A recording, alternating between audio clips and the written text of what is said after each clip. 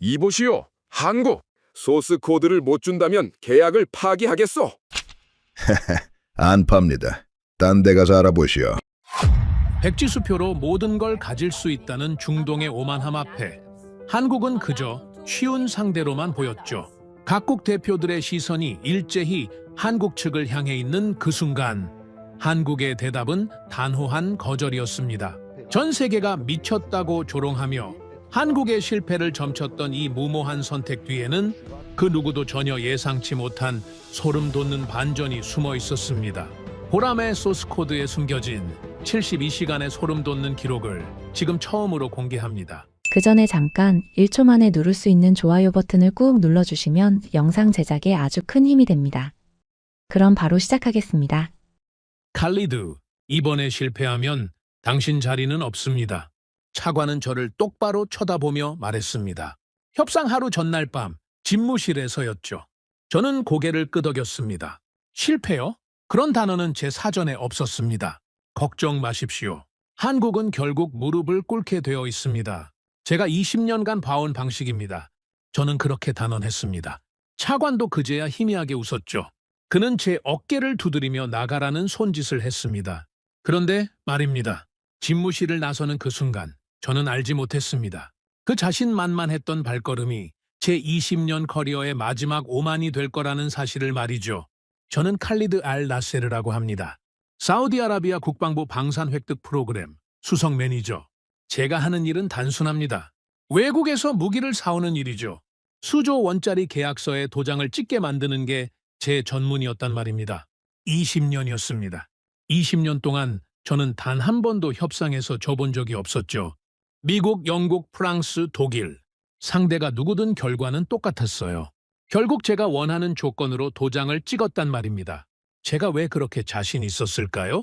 이유는 단 하나였습니다. 세상에 협상 불가능한 것은 없습니다. 단지 가격이 맞지 않았을 뿐이죠. 이게 제 신념이었어요.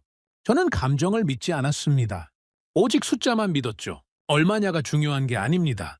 얼마까지 줄 수 있느냐? 그것만이 유일한 질문이었단 말입니다. 그리고 이번 상대는 한국이었습니다. 솔직히 말씀드리면 저는 속으로 웃었어요. 한국이라니, 이 얼마나 쉬운 상대입니까? 빠르게 성장한 제조국, 결국 시장이 필요한 나라. 제 머릿속에선 이미 계약서가 완성돼 있었죠. 매니저님, K9 자주포 터키 수출 사례부터 전부 정리해뒀습니다. 그날 아침 보좌관 아흐마드가 두꺼운 서류 뭉치를 내밀었습니다. 여와, 한국은 말이지 늘 같은 패턴이야. 시장을 주면 기술 협력까지 내어주는 나라라는 겁니다. 우리는 터키보다 훨씬 큰 시장이에요. 그들이 거절할 이유가 있겠습니까? 방 안에 가벼운 웃음이 돌았습니다. 저도 따라 웃었죠. 그 웃음이 얼마나 오만한 것이었는지 그땐 정말 몰랐습니다. 오전 10시, 리야드 시내의 한 호텔 프라이빗 룸. 그곳이 오늘 만남의 장소였습니다. 공식적인 국방부 회의실이 아니었어요. 이런 민감한 협상은 언제나 외부에서, 그것도 아주 조용한 곳에서 이루어지는 법입니다. 언론이 모르는 곳, 제한된 사람만 들어올 수 있는 곳, 그런 자리였단 말이죠. 저는 천천히 룸 안으로 들어갔습니다. 창문은 두꺼운 커튼으로 가려져 있었고 조명은 은은했습니다. 비공개 자리였지만 그 안의 공기는 묘하게 무거웠어요. 다들 긴장한 상태처럼 보였단 말입니다. 한국 측 중심에는 김 본부장이라는 분이 앉아 있었습니다. 50대 후반, 머리는 희끗했고 표정은 담담했어요. 너무 담담해서 오히려 이상할 정도였죠. 수조 원짜리 거래란 말입니다. 그런데 이분은 뭐랄까, 협상하러 온 사람이 아니라 그냥 차 한 잔 마시러 온 사람 같았습니다. 저는 속으로 생각했어요. 뭔가 준비가 부족한 건가? 어느 쪽이든 상관없었습니다. 결과는 정해져 있었으니까요. 이렇게 조용한 자리에 시간을 내주셔서 감사합니다. 저는 낮은 목소리로 입을 열었습니다. 그리고 곧바로 본론으로 들어갔죠. 우리 사우디는 현재 방위력 현대화 프로젝트를 진행 중입니다. 그 중심에 KF-21 전투기와 천궁지와의 방공 시스템이 있습니다. 단, 저희는 단순 구매국이 되길 원하지 않습니다. 기술 이전, 소스 코드 접근, 현지 생산 가능성까지 이 모든 것이 함께 논의되어야 한다는 뜻이죠. 방 안의 공기가 살짝 바뀌었습니다. 한국 측 자문관으로 보이는 젊은 사람이 펜을 내려놨어요. 저는 못 본 척했죠. 그 대신 금액은 걱정하지 않으셔도 됩니다. 부르는 게 값이 될 겁니다. 이게 제 비장의 카드였습니다. Done. 무제한의 돈. 이 앞에서 무너지지 않은 상대는 없었단 말이죠. 20년간 단 한 번도 말입니다. 저는 여유로운 표정을 지었습니다. 이 정도면 끝난 대화였죠. 자, 이제 한국 측의 답변만 남았습니다. 그런데 말입니다. 아무 말이 없었어요. 김 본부장은 저를 쳐다보지도 않았습니다. 그냥 테이블 위에 놓인 찻잔을 천천히 들어올렸죠. 한 모금, 그리고 다시 내려놨습니다. 그게 전부였어요. 1초가 지났습니다. 3초, 5초, 10초. 방 안엔 어떤 소리도 들리지 않았어요. 에어컨이 돌아가는 낮은 소음. 그게 전부였습니다. 제 옆에 앉은 아흐마드가 저를 쳐다봤어요. 그의 눈빛이 묻고 있었습니다. 매니저님, 이게 뭐죠? 저는 아무 내색도 하지 않았죠. 하지만 속으론 당황하고 있었습니다. 이게 말이 됩니까? 수조 원짜리 제안을 눈앞에 두고 침묵한다는 게 가능한 일입니까? 보통 이 정도 금액이면 상대는 둘 중 하나예요. 눈빛이 흔들리거나 조건을 따지거나.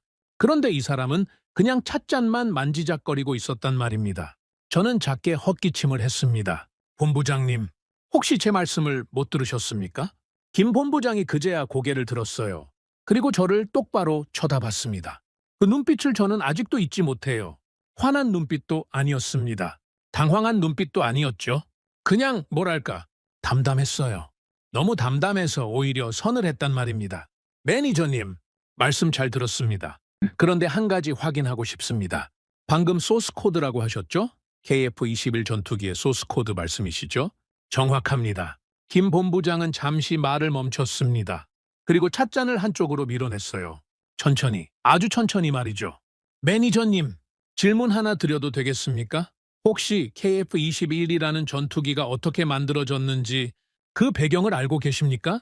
순간 저는 말문이 막혔습니다. 배경이요? 그게 지금 이 자리에서 왜 중요합니까? 지금은 숫자를 얘기할 시간이지 역사 수업을 할 시간이 아니란 말입니다. 본부장님, 지금 그게 중요합니까? 저희가 제시한 조건은 매니저님, 김 본부장이 제 말을 부드럽게 잘랐어요. 그런데 이상했습니다. 목소리는 부드러운데 뭔가 칼 같은 게 있었죠. 그 배경을 모르시면 오늘 이 대화가 왜 이렇게 흘러갈 수밖에 없는지 이해하기 어려우실 겁니다. 방 안의 공기가 얼어붙었습니다. 저는 그제야 느꼈어요. 뭔가 이상했습니다. 뭔가 단단히 이상했단 말이죠. 제가 20년간 쌓아온 그 모든 협상 감각이 지금 이 순간 비명을 지르고 있었습니다. 이건 내가 알던 한국이 아니다. 저는 자세를 고쳐 앉았습니다. 여유로운 척했지만 제 등에는 이미 식은 땀이 흐르고 있었어요. 처음이었습니다.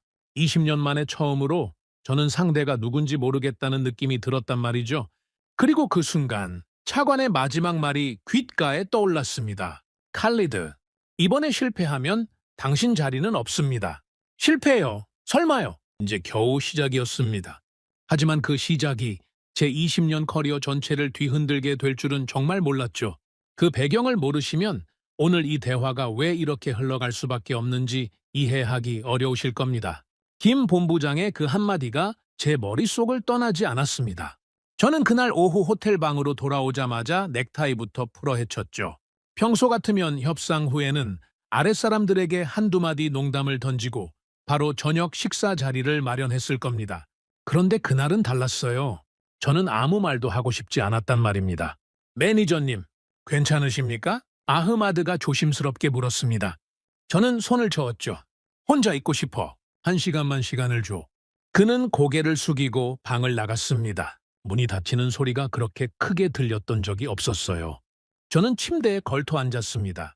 창밖으로 리야드의 황토빛 하늘이 보였죠. 해가 지고 있었습니다. 멀리 모스크에서 기도 시간을 알리는 소리가 들려왔어요. 그런데 그 소리가 귀에 들어오지 않았습니다. 제 머릿속엔 온통 한 가지 생각뿐이었어요. 왜 저 사람은 흔들리지 않았을까? 돈이 부족했나요? 아닙니다. 저는 부르는 게 값이라고 말했어요. 말 그대로였습니다. 그 어떤 숫자를 불러도 맞춰줄 준비가 돼 있었단 말이죠. 그런데 그 사람은 찻잔을 내려놓고 오히려 저에게 질문을 던졌습니다. KF-21의 배경을 아느냐고요? 저는 주먹을 꽉 쥐었어요. 분했습니다. 20년 만에 처음이었죠. 제가 상대를 읽지 못한 건 말입니다. 저는 평생 상대의 표정 하나, 손끝 하나로 속마음을 꿰뚫어 봐온 사람입니다. 그런데 김 본부장은 달랐어요. 읽히지 않았단 말이죠. 저는 자리에서 일어났습니다. 미니바에서 물 한 병을 꺼내 단숨에 들이켰어요. 그리고 노트북을 열었습니다. 요아, 뭐가 있는지 한번 보자. 저는 감정을 버렸습니다. 지금 필요한 건 자존심이 아니라 정보였죠. 상대를 모르겠다면 상대를 공부하면 되는 겁니다. 그게 제 방식이었어요. 똑똑! 그때 누군가 문을 두드렸습니다. 저는 고개를 들었죠. 누구지? 접니다, 매니저님. 아흐마드입니다. 저는 잠시 망설이다가 문을 열어줬어요. 아흐마드는 태블릿을 들고 서 있었습니다. 표정이 평소와 달랐어요. 뭔가 하고 싶은 말이 있는 얼굴이었죠. 1시간 달라고 하지 않았나? 죄송합니다. 하지만 이건 보셔야 할 것 같아서요. 저는 그를 안으로 들였습니다. 그리고 소파에 앉았죠. 뭔데? 아흐마드는 태블릿을 제 앞에 놓았습니다. 그리고 조심스럽게 입을 열었어요. 매니저님, 제가 협상 끝나자마자 한국 방산에 대해 좀 더 깊이 알아봤습니다. 저희가 가지고 있던 자료가 조금 오래된 것 같아서요. 오래됐다고? 네. K가이구 자주포 사례 같은 건 잘 정리돼 있었는데 그 이후 한국이 어떻게 움직여 왔는지에 대한 최신 자료가 부족했습니다. 저는 눈살을 찌푸렸어요. 자료가 오래됐다는 건 곧 제 판단 기준이 오래됐다는 뜻이었습니다. 협상가에게 그보다 치명적인 말은 없었죠. 보여줘. 아흐마드가 태블릿 화면을 넘겼습니다. 거기엔 몇 개의 문서가 정리돼 있었어요. KF-21 개발 배경, 한국형 미사일 방어체계 KAMD, 그리고 천궁2 개발사. 저는 그 문서를 하나씩 읽어나가기 시작했습니다. 처음엔 별 감흥이 없었어요. 한국이 전투기를 개발했다는 건 이미 알고 있던 사실이었죠. 제가 몰랐던 건 그 다음이었습니다. 왜 한국이 이 전투기를 독자 개발했느냐? 그 이유 말입니다. 한국은 원래 미국에서 F-16을 사서 쓰던 나라였습니다. 그런데 문제가 있었어요. 미국이 파는 전투기에는 보이지 않는 족쇄가 채워져 있었단 말입니다. 무기를 장착하려 해도 미국의 허락이 있어야 했고 소프트웨어를 수정하려 해도 미국의 동의가 필요했죠. 심지어 한국 자체 개발한 무기조차 미국산 전투기에는 마음대로 달 수가 없었습니다. 저는 그 문장에서 손이 멈췄어요. 마음대로 달 수가 없었다고? 이게 말이 됩니까? 자기 돈 주고 산 비행기인데 거기에 자기 나라 미사일을 달 수가 없다니요. 그게 어떻게 가능한 일입니까? 저는 다음 장을 넘겼습니다. 그리고 읽어 내려갔죠. 거기엔 이런 내용이 있었어요. 한국은 과거에 미사일 하나 마음대로 만들지 못하는 나라였다고 말입니다. 사거리에 제한이 있었고 탄두 중량에 제한이 있었고 심지어 고체 연료 로켓조차 마음대로 개발하지 못했다고요. 모두 다른 나라와의 약속 때문이었습니다. 한국은 그 약속 안에서 수십 년을 살았던 겁니다. 저는 태블릿을 내려놓았어요. 그리고 천천히 등바디에 몸을 기댔죠. 뭔가가 머릿속에서 움직이기 시작했습니다. 퍼즐 한 조각이 천천히 제자리를 찾아가는 느낌이었죠. 하지만 아직 그림이 완성된 건 아니었어요. 저는 고개를 저었습니다. 인정하고 싶지 않았단 말입니다. 매니저님, 아흐마드가 저를 불렀습니다. 제가 보기엔 말입니다. 한국이 KF-21을 만든 이유는 돈 때문이 아닌 것 같습니다. 돈 때문이 아니면 자유 때문인 것 같습니다. 저는 그를 쳐다봤어요. 아흐마드의 표정이 진지했습니다. 평소 농담도 잘 던지던 친구가 그런 표정을 짓는 건 드문 일이었죠. 자유라니. 그게 무슨 뜬구름 잡는 소리야. 아닙니다, 매니저님. 제 말씀 들어보십시오. 한국이 KF-92를 개발하면서 가장 중요하게 여긴 게 뭔지 아십니까? 무기를 자유롭게 달 수 있는 권리입니다. 자기들이 만든 미사일, 자기들이 개발한 폭탄, 그런 것들을 누구의 허락도 없이 장착할 수 있는 비행기. 그게 KF-21이라는 겁니다. 저는 말없이 그의 말을 듣고 있었습니다. 그런데 매니저님, 오늘 저희가 뭘 요구했습니까? 소스 코드를 달라고 했죠. 기술을 이전하라고 했고요. 매니저님, 한국이 수십 년을 고생해서 겨우 얻어낸 그 자유를 저희가 돈 몇 푼에 넘겨달라고 한 겁니다. 저는 숨이 막혔습니다. 솔직히 말씀드리면 아흐마드가 저보다 먼저 이걸 깨달았다는 사실이 자존심 상했어요. 저는 20년 차 협상가입니다. 그런데 10년 차인 아흐마드가 저보다 먼저 상황을 파악한 거죠. 하지만 인정해야 했습니다. 그의 말이 맞았거든요. 계속해봐. 저는 겨우 입을 열었습니다. 아흐마드는 고개를 끄덕이며 다음 문서를 보여줬어요. 매니저님, 천궁3도 마찬가지입니다. 이건 단순한 방공 시스템이 아닙니다. 한국이 미국 패트리어트를 수십 년간 써오면서 느낀 한계를 극복하기 위해 만든 것이거든요. 운용 권한, 정비 권한, 개량 권한, 이 모든 걸 자기들 손에 두기 위해서 말입니다. 그래서 우리가 소스 코드를 달라고 했을 때 그 사람이 어떤 기분이었을까? 저는 혼잣말처럼 중얼거렸어요. 아흐마드는 대답하지 않았습니다. 대답할 필요가 없었거든요. 저는 눈을 감았습니다. 그리고 오늘 낮에 그 장면을 다시 떠올렸어요. 김 본부장이 찻잔을 내려놓던 그 순간, 저를 바라보던 그 담담한 눈빛, 저는 그때 그 눈빛을 이상하다고만 느꼈습니다. 읽히지 않는다고만 생각했죠. 하지만 이제 알 것 같았어요. 그 눈빛은 분노도 아니었고 당황도 아니었습니다. 그건 뭐랄까, 피눈물 나는 세월을 버텨온 사람의 눈빛이었단 말입니다. 저 같은 사람이 돈 이야기를 꺼내는 걸 수천 번도 더 봐온 사람, 그리고 그때마다 고개를 저을 수밖에 없었던 사람의 눈빛이었어요. 저는 천천히 눈을 떴습니다. 아흐마드, 내가 하나만 물어봐도 되겠나? 네. 얼마든지요. 자네는 오늘 협상이 어떻게 끝날 것 같나? 아흐마드는 한참을 망설였습니다.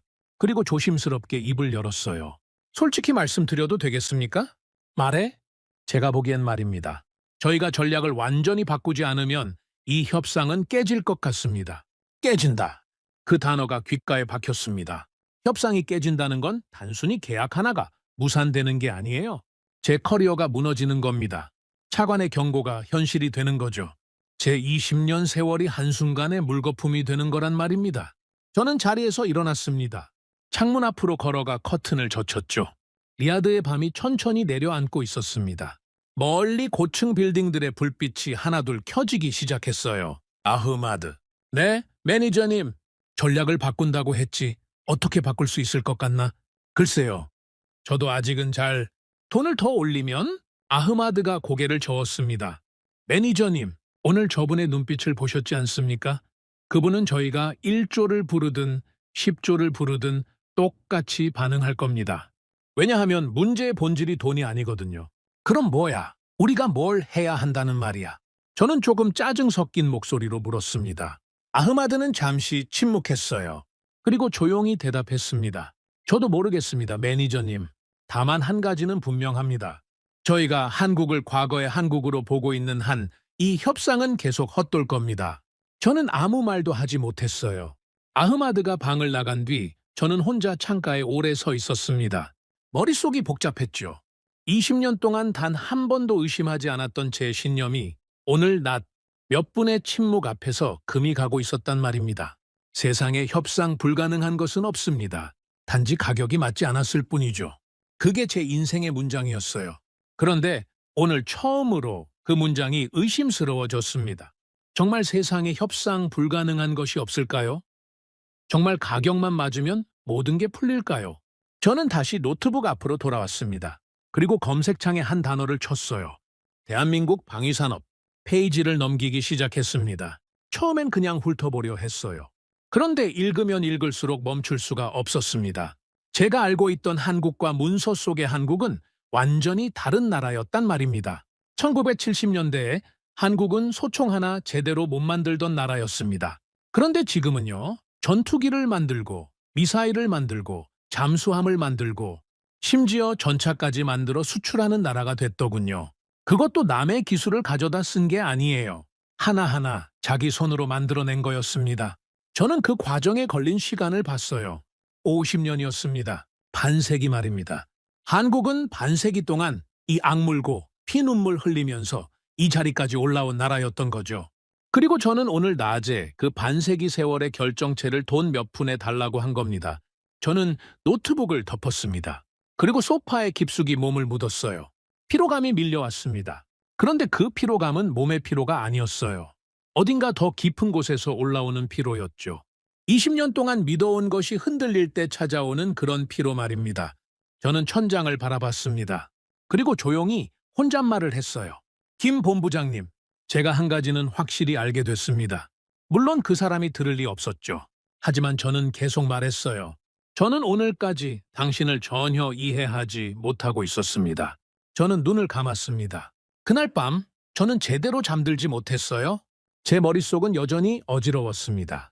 내일 어떻게 해야 할지, 전략을 어떻게 다시 짜야 할지 아무것도 정리되지 않았죠. 다만 한 가지는 분명했어요. 내일의 저는 오늘의 저와 달라야 한다는 것. 같은 방식으로 같은 테이블에 앉으면 같은 결과가 나올 수밖에 없다는 것. 그것만은 확실했단 말입니다. 그리고 저는 알지 못했습니다. 다음날 제가 마주하게 될 그 사람이 제 인생에서 가장 충격적인 한마디를 던지게 될 거라는 사실을 말이죠. 다음날 아침, 저는 평소보다 일찍 눈을 떴습니다. 시계를 보니 새벽 5시였어요. 평소 같으면 7시까지는 푹 잘 사람이 저였죠. 그런데 그날은 눈이 저절로 떠졌습니다. 머릿속이 이미 돌아가고 있었단 말이죠. 저는 샤워를 하면서 생각을 정리했습니다. 그리고 거울 앞에서 넥타이를 매며 저 자신에게 말했어요.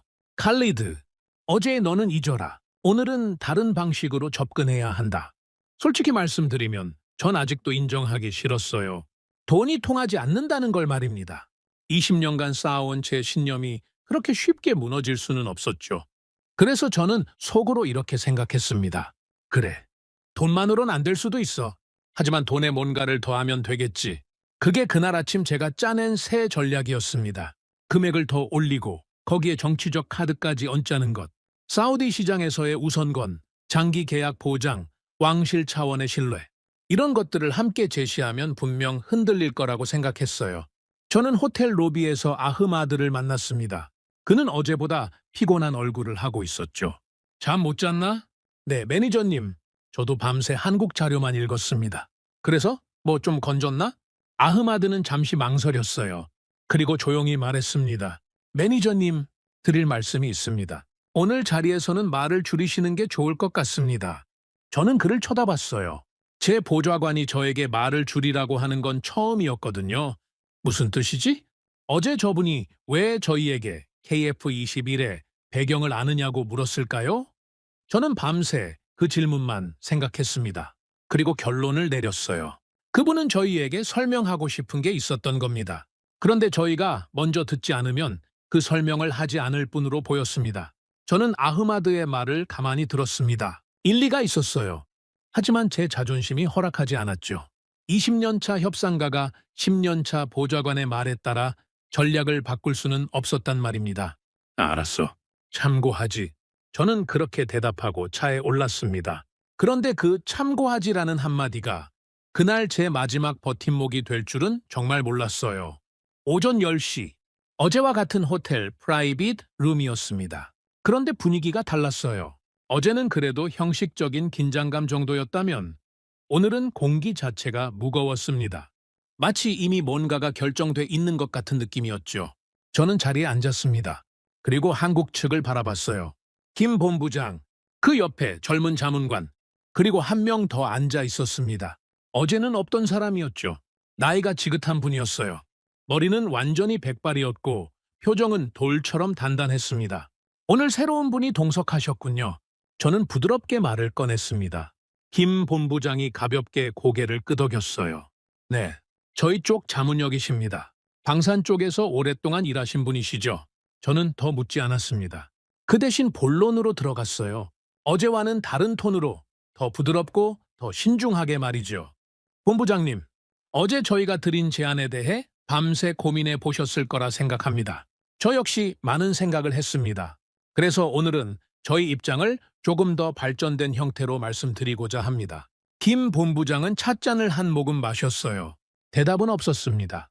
그냥 제 말을 들을 준비가 됐다는 신호 같았죠.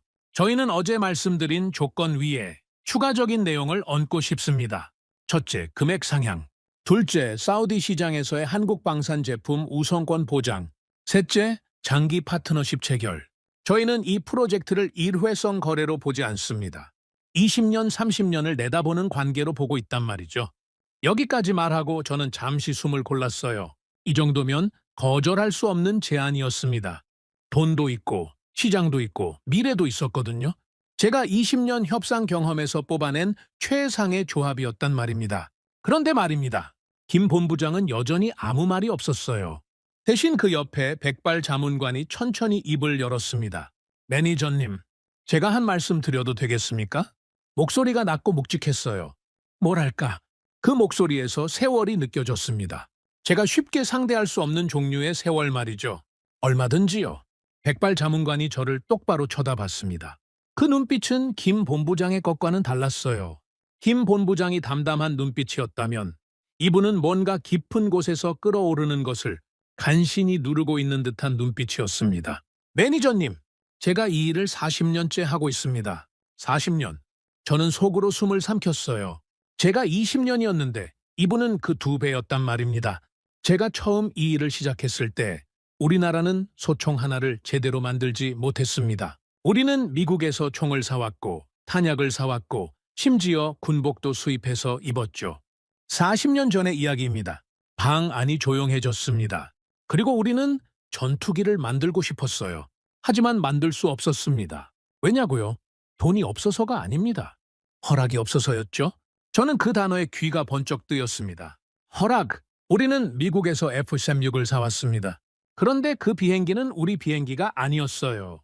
거기에 우리가 만든 미사일을 달려고 해도 미국의 허락이 필요했습니다. 소프트웨어를 손보려 해도 미국의 허락이 필요했죠. 우리 돈으로 산 우리 비행기인데 우리가 주인이 아니었던 겁니다. 저는 숨이 막혔어요. 어젯밤 아흐마드가 저에게 알려준 내용이었습니다. 문서로는 이미 읽은 이야기였죠. 그런데 그걸 직접 겪은 사람의 입을 통해 들으니 느낌이 완전히 달랐습니다. 활자가 아니었어요.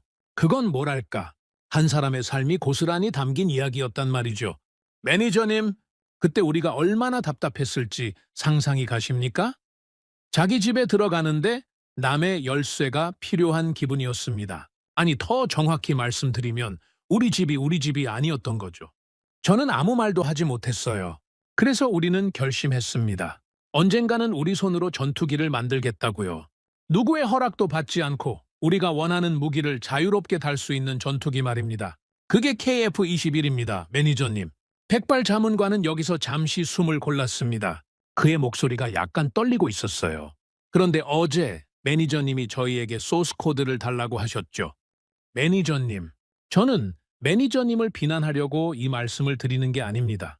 매니저님은 매니저님의 나라를 위해 최선의 협상을 하고 계신 거니까요. 그건 저도 이해합니다. 다만 저희가 왜 흔들릴 수 없는지 그 이유를 한 번쯤은 들어주셨으면 해서 말씀드리는 겁니다. 저는 뭔가 말을 하려 했습니다.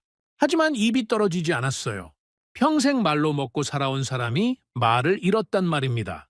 김 본부장이 그제야 다시 입을 열었습니다. 매니저님, 네.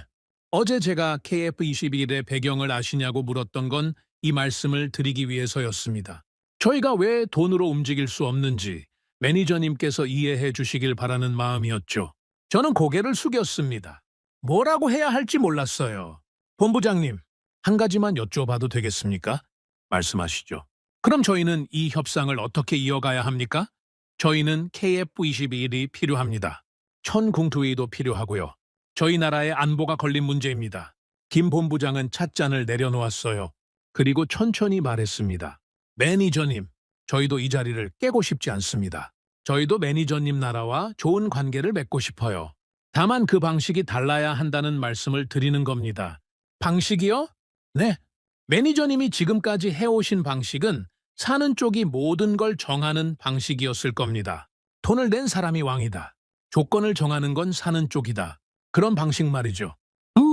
하지만 저희가 원하는 건 다른 방식입니다. 사는 쪽과 파는 쪽이 서로의 사정을 이해하고 서로가 지켜야 할 선을 존중하는 방식이요.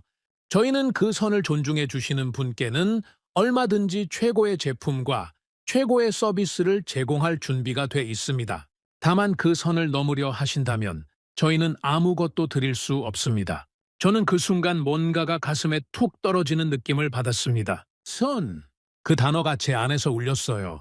저는 평생 선을 넘나드는 게 협상이라고 생각해온 사람입니다. 상대가 그어놓은 선을 한 발씩 넘어가면서 조금씩 더 많이 얻어내는 것. 그게 제 방식이었죠. 그런데 한국은 선을 넘게 두지 않는 나라였던 겁니다.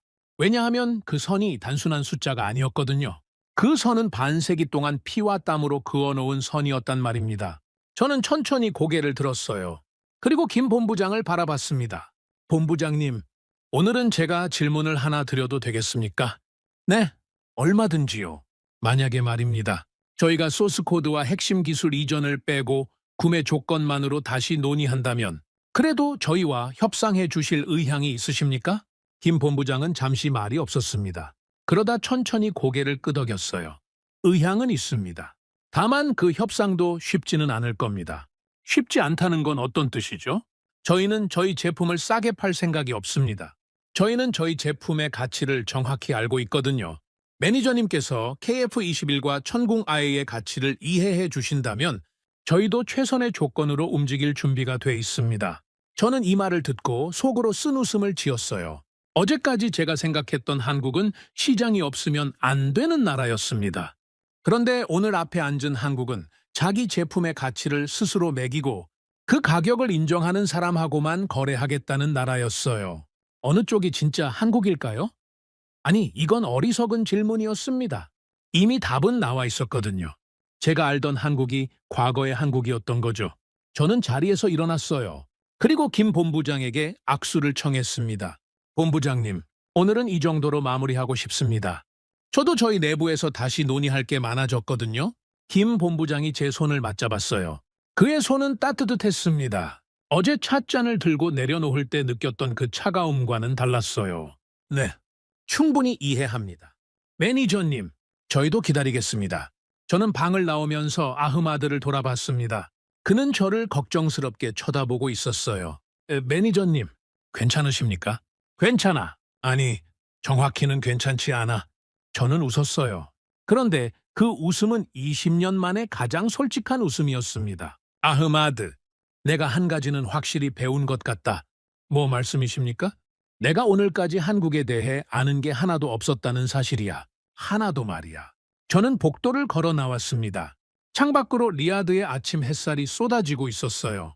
그 햇살이 그날따라 유난히 눈부셨습니다.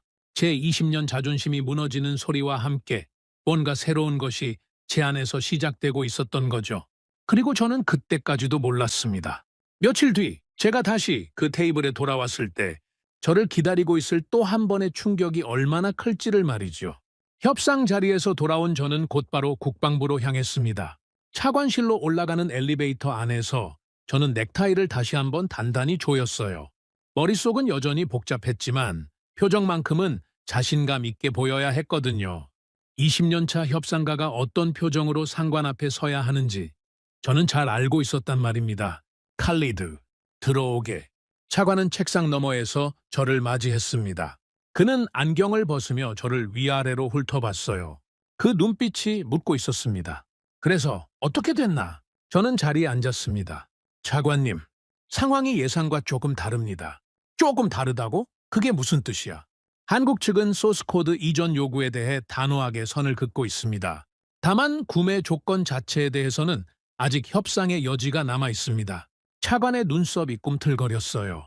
그는 펜을 내려놓고 저를 똑바로 쳐다봤습니다. 칼리드, 내가 분명히 말했을 텐데 소스코드까지 받아와야 한다고 말이야. 차관님, 그게 뭐? 자네가 돈을 충분히 제시하지 않은 건가? 아닙니다. 부르는 게 값이라고 말씀드렸습니다. 그런데 뭐? 저는 잠시 숨을 골랐어요. 어제 저녁부터 오늘 아침까지 제 안에서 꿈틀거리던 그 모든 깨달음을 지금 이 사람에게 어떻게 설명해야 할지 막막했거든요. 한국은 돈으로 움직이는 나라가 아니라는 것. 한국은 반세기 동안 피와 땀으로 기술을 쌓아온 나라라는 것. 소스코드는 그들에게 단순한 데이터가 아니라 주권이라는 것. 이런 이야기들 말입니다. 그런데 저는 이걸 끝까지 말하지 못했어요. 차관님, 제가 느낀 바로는 말입니다. 한국은 이 부분에 대해 어떤 숫자를 불러도 흔들리지 않을 것 같습니다. 차관은 한참 동안 저를 바라봤습니다. 그리고 천천히 의자에 등을 기댔어요. 칼리드, 자네가 지금 무슨 말을 하고 있는지 아나? 자네는 지금 나에게 실패를 인정하는 말을 하고 있네. 저는 고개를 저었어요. 본능적으로 말이죠. 차관님, 실패가 아닙니다. 방식을 바꾸자는 말씀입니다. 구매 조건만으로도 충분히 좋은 결과를. 칼리드, 차관이 제 말을 잘랐습니다. 그의 목소리는 낮고 단단했어요. 제인, 이번 협상이 왜 중요한지 정말 이해하고 있나? 저는 대답하지 않았습니다. 대답이 필요한 질문이 아니었거든요. 이건 무기 거래가 아니야? 이건 우리나라가 앞으로 20년, 30년 동안 어떤 자리에 설 것인지를 결정하는 문제야. 우리가 단순히 무기를 사는 나라로 남을 것인가? 아니면 우리도 언젠가는 우리 손으로 만드는 나라가 될 것인가? 그 갈림길에 서 있는 거란 말이야. 그런데 자네는 지금 나에게 뭐라고 하고 있지? 사는 조건만으로 만족하자고? 우리가 소스 코드를 받아내면 그건 단순한 데이터가 아니야. 그건 우리의 미래야. 10년 뒤 우리도 전투기를 만들 수 있는 발판이 되는 거지. 그래서 내가 자네한테 이 일을 맡긴 거야, 칼리드. 자네가 20년 경력의 협상가니까 돈이든 압박이든 뭘 쓰더라도 받아올 수 있을 거라고 믿었기 때문이야. 저는 주먹을 꽉 쥐었어요. 손바닥에서 땀이 배어 나오고 있었습니다. 차관님, 제가 한 가지만 말씀드리겠습니다. 말해봐! 한국이 KF-21을 만든 배경에는 과거 한국이 남의 기술에 묶여 수십 년을 고생한 역사가 있습니다. 그 역사 때문에 한국은 소스 코드를 절대 내놓지 않을 겁니다. 이건 돈의 문제가 아니라 칼리드, 차관이 다시 제 말을 잘랐습니다. 이번엔 더 차가운 목소리였어요. 나는 지금 자네한테 한국 역사 수업을 받고 싶은 게 아니야. 저는 입을 다물었습니다. 자네가 해야 할 일은 한국이 왜 그런지 이해하는 게 아니야. 한국이 어떻게든 움직이게 만드는 거지. 그게 자네 일이야, 칼리드. 그거 하라고 월급 받는 거 아니야? 저는 고개를 숙였어요. 뭐라고 대답할 수가 없었거든요. 일주일 주겠네. 일주일 안에 다시 협상 테이블로 돌아가서 결과를 가져와. 만약 안 되면 차관은 말을 멈췄습니다. 그 뒷말은 하지 않아도 저는 알고 있었어요. 제 자리가 없어진다는 것. 20년 커리어가 하루아침에 사라진다는 것. 그 의미를 모를 만큼 제가 어리지는 않았습니다. 알겠습니다, 차관님. 저는 자리에서 일어났어요. 그리고 문을 향해 걸어갔습니다. 문 손잡이를 잡는 순간 차관이 한마디 덧붙였어요. 칼리드, 네? 자네는 내가 아는 최고의 협상가야. 그러니 자네 방식으로 풀어. 내가 자네를 의심하게 만들지 마. 저는 고개를 끄덕이고 방을 나왔습니다. 복도를 걸어 나오는데 제 발걸음이 이상할 정도로 무거웠어요. 평소 같으면 이런 압박은 오히려 저를 자극시켰을 겁니다. 도전 정신이 살아나고 전략이 저절로 떠오르고 뭐든 해낼 수 있다는 확신이 생겼을 거란 말이죠. 그런데 그날은 달랐어요. 저는 차관실을 나오면서 오히려 깊은 답답함을 느끼고 있었습니다. 왜냐하면 말입니다. 저는 이미 알고 있었거든요. 차관이 원하는 방식으로는 이 협상이 절대 풀리지 않는다는 걸 말이죠. 차를 몰고 호텔로 돌아오는 길에 저는 라디오를 껐습니다. 그리고 창밖을 바라봤어요. 리야드의 대로변엔 고층 빌딩들이 줄지어 서 있었습니다. 한때는 사막이었던 이 도시가 지금은 세계에서 가장 부유한 도시 중 하나가 됐죠. 우리나라는 돈을 가진 나라입니다. 정말 많은 돈을 가진 나라예요. 그래서 저는 한 번도 의심하지 않았단 말입니다. 돈으로 안 되는 게 있을 거라고는 말이죠. 그런데 지금 저는 돈으로 안 되는 벽 앞에 서 있었어요. 그 벽 앞에서 저는 무력했습니다. 20년 경력이 아무런 도움이 되지 않았죠. 평생 써온 제 무기가 무용지물이 된 거였습니다. 호텔로 돌아온 저는 방문을 닫자마자 넥타이를 풀어 던졌어요. 그리고 미니바에서 물을 꺼내 마셨습니다. 차가운 물이 목구멍을 타고 내려가는데 그 감각이 오늘따라 유난히 생생했어요. 제가 살아있다는 걸, 그리고 제가 지금 엄청난 압박 속에 있다는 걸 확인시켜주는 감각이었죠. 똑똑! 문을 두드리는 소리가 들렸습니다. 아흐마드였어요. 들어와. 그는 조심스럽게 방 안으로 들어왔습니다. 제 얼굴을 보더니 입을 다물었어요. 뭔가 말을 하려다 멈춘 표정이었죠. 아흐마드, 하고 싶은 말 있으면 해.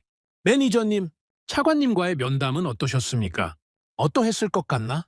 아흐마드는 고개를 숙였습니다. 대답이 필요 없는 질문이었거든요. 저는 소파에 털썩 주저앉았어요. 그리고 손으로 얼굴을 쓸어내렸습니다. 아흐마드, 내가 자네한테 솔직하게 물어볼 게 있어. 네, 말씀하십시오. 자네 눈에 지금 내가 어떻게 보여? 그는 잠시 망설였습니다. 그리고 조용히 대답했어요. 매니저님, 솔직히 말씀드려도 되겠습니까? 그래. 매니저님은 지금 두 가지 방향 사이에서 흔들리고 계신 것 같습니다. 두 가지 방향이라. 네. 하나는 어제와 오늘 한국 측 이야기를 들으시면서 마음속으로 이미 받아들이신 방향입니다. 한국을 존중하고 그들의 선을 인정하고 다른 방식으로 접근하는 방향이죠. 다른 하나는 차관님이 요구하시는 방향입니다. 어떻게든 소스 코드를 받아내는 방향 말이죠. 저는 말없이 그의 말을 들었어요. 매니저님, 이 두 방향은 양립할 수 없습니다. 어느 한쪽을 선택하셔야 합니다. 그래서 자네는 어느 쪽을 권하고 싶나? 아흐마드는 한참을 망설였어요. 그리고 입을 열었습니다. 매니저님, 저는 매니저님의 보좌관입니다. 그러니 제 일은 매니저님이 내리시는 결정을 돕는 거죠. 그런데 오늘은 한 가지만 말씀드리고 싶습니다. 뭔데? 차관님이 원하시는 방식으로 가면 협상이 깨질 겁니다. 제가 확신합니다. 저는 눈을 감았어요. 그 말이 제 머릿속을 돌고 돌았습니다. 협상이 깨질 겁니다. 아흐마드는 이 말을 어제도 했었어요. 그런데 어제보다 오늘 그 말이 더 무겁게 들렸단 말입니다. 아흐마드, 자네 말이 맞다고 치자. 그럼 나는 뭘 해야 해? 차관님 말을 거스르란 말이야? 그건 내 자리를 잃는 길이야. 매니저님, 나는 20년이야, 20년. 이 자리까지 오는데 20년이 걸렸어. 이걸 한순간에 잃을 수는 없단 말이야. 제 목소리가 떨렸습니다. 아흐마드는 조용히 저를 바라봤어요. 그는 아무 말도 하지 않았습니다. 하지만 그의 침묵이 많은 것을 말해주고 있었죠. 저는 자리에서 일어났어요. 그리고 창가로 걸어갔습니다. 창밖으론 오후의 햇살이 도시를 비추고 있었어요. 그 빛이 너무 강해서 눈이 부셨습니다. 아흐마드, 일단 전략을 다시 짜자. 차관님이 원하시는 결과를 낼 수 있는 방법이 있을 거야. 분명히 있을 거야. 저는 그렇게 말했습니다. 말이 아니라 저 자신에게 하는 다짐이었어요. 저는 아직 포기할 수 없었거든요. 20년 커리어를 포기할 수 없었고 제 신념을 포기할 수 없었습니다. 그래서 저는 한 번 더 시도해 보기로 했어요. 이번엔 더 강한 카드로 말입니다. 제가 생각해낸 건 이랬습니다. 한국 측에 단독 만남을 요청하자. 비공식적으로 아주 조용한 자리에서 김 본부장 한 사람만 만나자. 그리고 거기서 제시하자. 금액을 2배로 올리겠다고. 추가로 사우디 왕실 차원의 정치적 보장까지 얹겠다고. 그리고 만약 이걸로도 안 된다면 경쟁국 카드를 꺼내자. 미국과 프랑스도 우리에게 제안을 해오고 있다는 사실을 은근히 흘리자. 저는 평생 이런 방식으로 협상을 풀어왔습니다. 상대가 단호할수록 더 단호하게 압박하는 것. 상대의 선이 분명할수록 더 강하게 그 선을 밀어붙이는 것. 그게 제 방식이었단 말이죠. 아흐마드, 내일 김 본부장에게 단독 만남을 요청하게. 내가 직접 만나야겠어. 아흐마드는 고개를 끄덕였습니다. 하지만 그의 눈빛이 조금 어두워졌어요. 알겠습니다, 매니저님. 요청해 보겠습니다. 그는 방을 나갔습니다. 저는 혼자 남아 다시 창밖을 바라봤어요. 해는 천천히 기울고 있었습니다. 저는 그 순간 이상한 기분이 들었어요. 마치 제가 뭔가 잘못된 길로 가고 있다는 느낌이었죠. 그런데 저는 그 느낌을 애써 무시했습니다. 왜냐하면 저는 실패를 인정할 수 없는 사람이었거든요. 20년 동안 단 한 번도 인정해 본 적이 없었으니까요. 그래! 한 번 더 시도해보자. 한 번만 더. 저는 스스로에게 그렇게 다짐했어요. 하지만 제가 알지 못했던 것이 하나 있었습니다. 그날 저녁 김 본부장이 제 요청에 어떻게 답할지 말이죠. 그리고 그 답이 제 20년 자존심에 어떤 충격을 남길지 말입니다. 다음 날 아침 아흐마드가 제 방으로 들어왔습니다. 그의 얼굴이 굳어 있었어요. 매니저님, 한국 측에서 답이 왔습니다. 뭐라고 했나? 빨리 말해. 만나주겠다는 거야, 아니야? 아흐마드는 잠시 숨을 고르고 말했어요. 매니저님, 김 본부장께서는 단독 만남은 어렵다고 하셨습니다. 다만 한 가지 메시지를 남기셨습니다. 메시지? 네. 이렇게 전해달라고 하셨답니다. 아흐마드는 자신이 받은 말을 그대로 전했습니다. 매니저님이 진심으로 새로운 대화를 원하신다면 언제든 다시 뵙겠습니다. 다만 예전과 같은 제안을 다시 가지고 오신다면 그 자리는 서로에게 시간 낭비일 것입니다. 저는 그 말을 듣고 한동안 아무 말도 하지 못했어요. 그 한마디는 칼이었습니다. 그런데 피가 나는 칼이 아니었어요. 아주 조용히, 아주 정확하게 제 자존심의 한가운데를 찌르는 칼이었죠. 김 본부장은 이미 제 수를 다 읽고 있었던 겁니다. 제가 무엇을 제시할지, 어떤 방식으로 접근할지 모두 예상하고 있었어요. 그리고 그 모든 것을 미리 차단해버린 거죠. 저는 창가로 걸어갔습니다.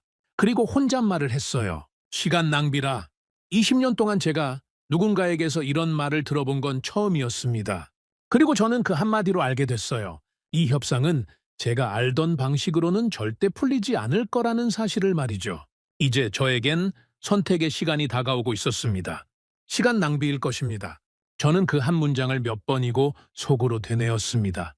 창가에 서서 등 뒤로 아흐마드의 시선을 느끼면서 말이죠. 그 문장은 단순한 거절이 아니었어요. 그건 저라는 사람 전체에 대한 평가였습니다.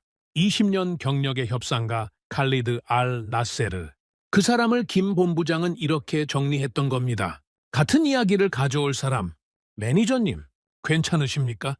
아흐마드의 목소리가 저를 현실로 끌어당겼습니다. 저는 천천히 돌아섰어요.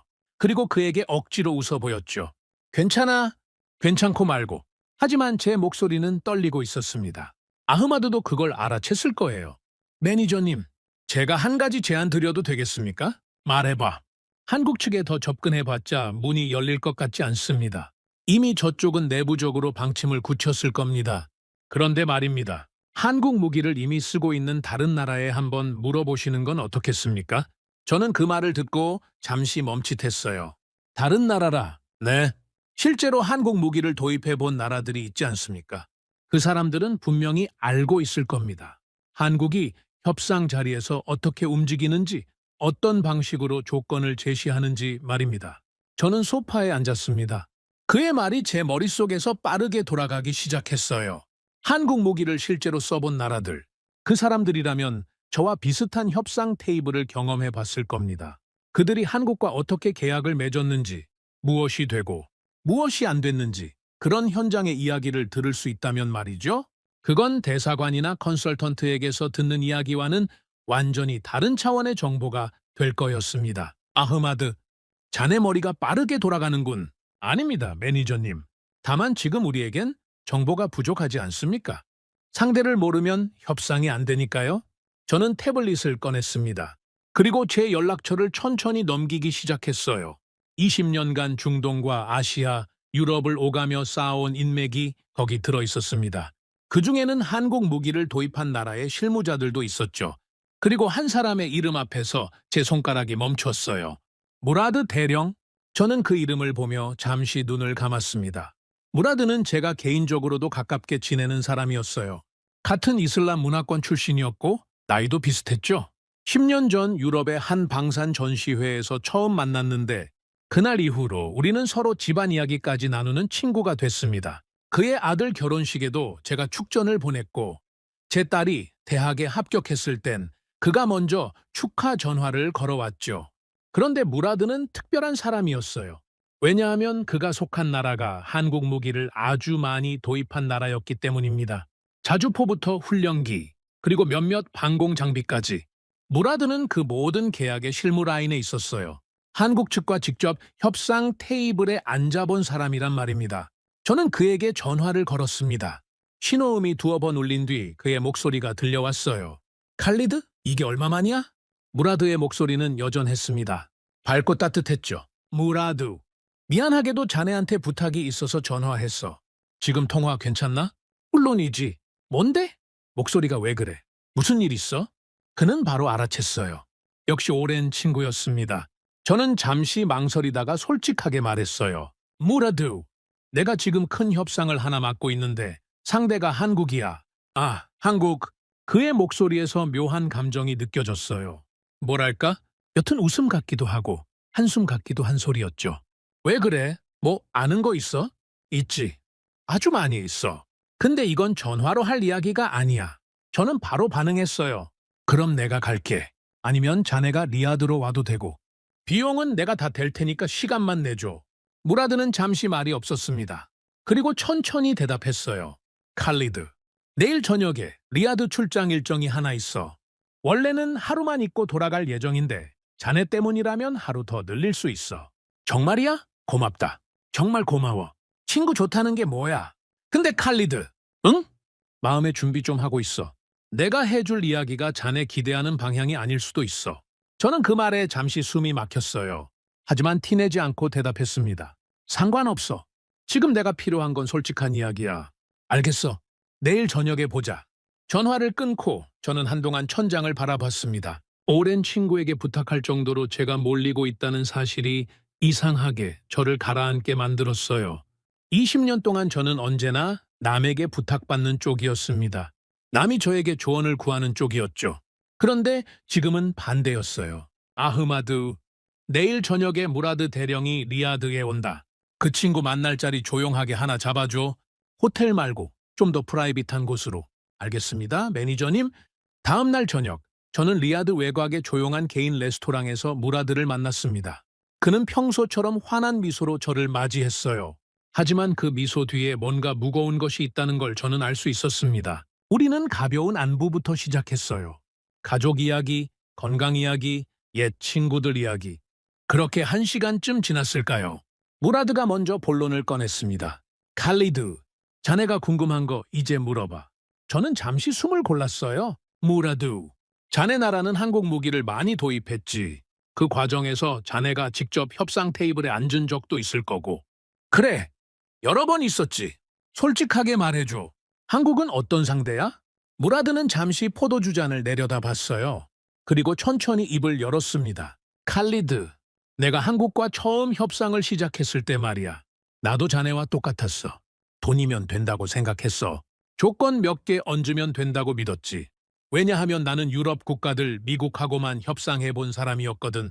그 사람들은 결국 다 비슷해. 가격과 조건으로 움직이는 사람들이야. 그런데 한국은 달랐다? 달랐어. 그것도 아주 많이 달랐어. 무라드는 잔을 천천히 돌렸습니다. 그의 눈빛이 잠시 먼 곳을 보는 것 같았어요. 내가 처음 한국 측에 기술 이전을 요구했을 때 그 사람들이 뭐라고 한 줄 알아? 뭐라고 했는데? 아무 말도 안 했어. 아무 말도? 응. 정말 말 그대로 아무 말도 안 했어. 그냥 서류를 덮고 차를 한 모금 마시고 나를 쳐다봤어. 그 눈빛을 내가 아직도 못 잊어.